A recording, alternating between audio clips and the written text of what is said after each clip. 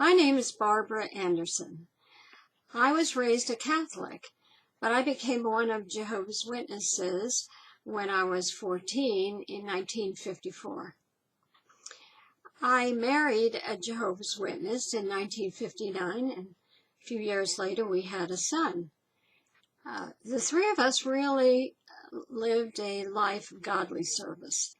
And in 1982, my husband and I were invited to the world headquarters of Jehovah's Witnesses. The name of their corporation is the Watchtower Bible and Tract Society of New York. We were there for approximately 11 years. The last 3 years that we were there, I was working actually as a researcher on their history book, Jehovah's Witnesses, Proclaimers of God's Kingdom. And then I wrote 7 articles for the Awake magazine. The conclusion of my stay was spent in doing research, extensive research about the issue, which was becoming a serious problem within the religion. It was child sexual abuse. And it was something that was going on throughout the entire world within the religion.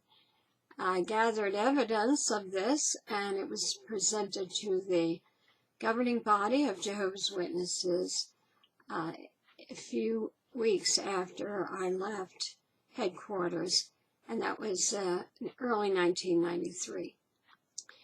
After a number of years of endeavoring to help Jehovah's Witnesses put in place good child protection policies, at the end of 1997, I quietly left the religion because I believed that Jehovah's Witnesses leaders were culpable for covering up the crime of child sexual abuse, which was committed by Jehovah's Witnesses molesters.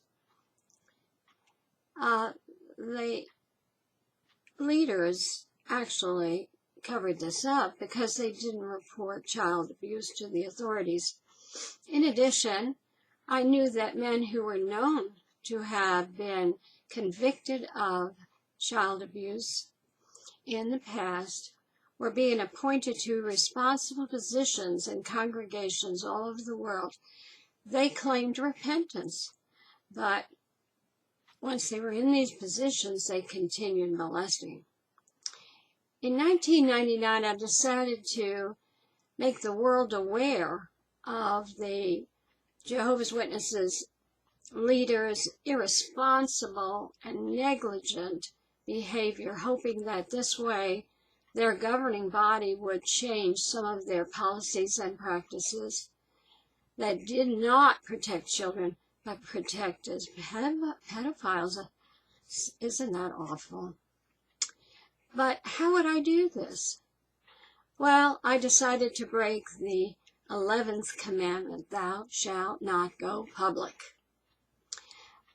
In early 2001, I flew to New York City to be interviewed for a TV documentary to be shown on NBC's Dateline program discussing the Watchtower Corporation and how badly it managed child sexual abuse perpetrated by Jehovah's Witnesses.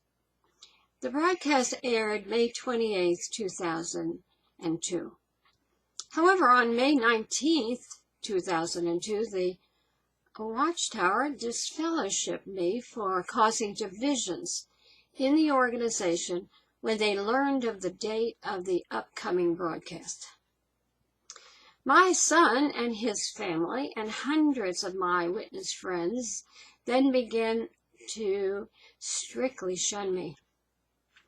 It was a cunning move by the Watchtower to actually excommunicate me before the Dateline program aired because witnesses view disfellowship persons as being unrepentant sinners who lie about their former religion. Hence, I was generally believed to be a liar when I appeared on television. Sad to say, it's been 16 years now since I've seen my son and his wife and their children. They even kept it a secret that a second child was born to them around 2006. To this day, my husband and I don't even know her name. Oh, in addition, my husband, Joe, was subsequently excommunicated or disfellowshipped in July 2002 for defending me and expressing his personal view about how poorly the Watchtower handled child sexual abuse committed by witnesses. By the way, disfellowshipping and ostracism is used against any Jehovah's Witness that is critical or disassociates themselves from the religion, including child abuse victims who spoke out against how their cases were handled. So, not by any means are we alone to endure such harsh punishment.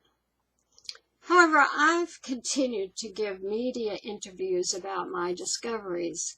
In 2007, I published on my website, Watchtower Documents, court documents from 12 lawsuits filed by 16 child abuse victims against the Watchtower. I also published a lengthy commentary about the secrets of pedophilia within the religion that I learned about through those documents. By the way, the Watchtower settled those lawsuits out of court in 2007 for $12.5 million. Since then, many other lawsuits have been filed against the Watchtower. The latest one in September 2018, when a jury ruled that the Jehovah's Witnesses leaders must pay $35 million to a woman who said the church covered up her child sexual abuse. There will be more lawsuits, because for almost 50 years this religion's child abuse policies were tragically mismanaged. However, lately this organization has endeavored to explain their practices as calling it spiritual practices and godly practices, but the results have shown otherwise. Anyway, it's a little too late to do any clarifying, as their ruthless behavior toward members done to protect their religious reputation is now being revealed to the public. Consequently, happily, I have to say, the religion attracts few converts, and without converts, this religion will never continue on. And perhaps they are the worst enemy of themselves by not doing the right thing in behalf of their members. Thank you.